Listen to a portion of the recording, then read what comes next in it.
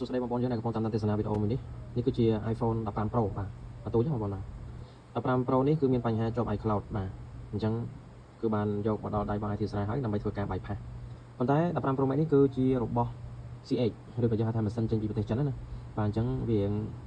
គួរឲ្យស្អប់គួរឲ្យធុញបន្តិចដោយសារអីវាស៊ីពេលជាងគេបន្តិចហើយនឹងសាំញ៉ាំជាងគេបន្តិចប៉ុន្តែយ៉ាងណាក៏យើងនៅតែធ្វើបានដែរបាទអញ្ចឹងស្រាវជ្រាវចម្ងល់បងប្អូនយើងគឺថា iPhone គ្រប់ series ទាំងអស់គឺនៅតែធ្វើការបែកផាសបានទេហើយយើងបែកផាសជារៀងរាល់ថ្ងៃផងដែរក៏ប៉ុន្តែអ្វីដែលជាចម្ងល់បងប្អូនសួរថាអញ្ចឹងឥឡូវនេះបែកផាសគ្រប់ version មែនអត់ទេគ្រប់ model ទូរស័ព្ទប៉ុន្តែមិនមែនគ្រប់ version ទេគ្រប់ iOS ទេបាទដោយសារតែទូរស័ព្ទបើយើងរាប់ទៅយើងមានបែកផាសរហូតហ្មងតាំងពី iPhone 4S ឡើងមករហូតដល់ iPhone 17 Pro Max យើងនៅទទួលធ្វើធម្មតាក៏ប៉ុន្តែតាក់ទងជាមួយនឹង iOS ឬក៏ version នេះបច្ចុប្បន្ននេះវាឡើងដល់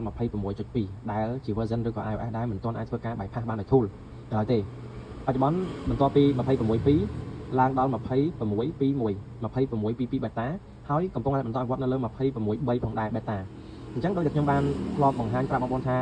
បងប្អូនគួរតែធ្វើការអាប់ដេតបុក program flash firmware អីទៅឲ្យវាជាប់នៅក្នុង version 26.2 គត់ទៅ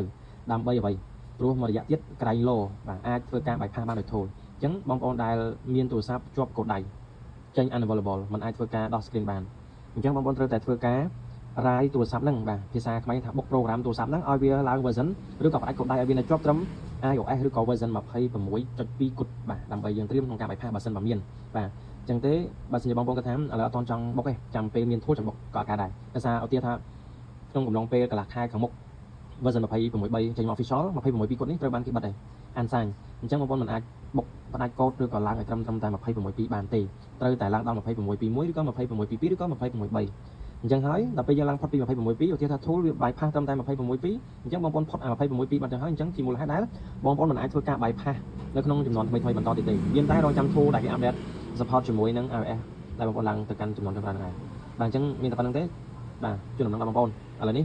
បាទត្រៀមបែកផាសនេះមួយសិនបាទស្អែកយកឲ្យអតិថិជនវិញអញ្ចឹងបងប្អូនដែលមានទូរស័ព្ទបាទ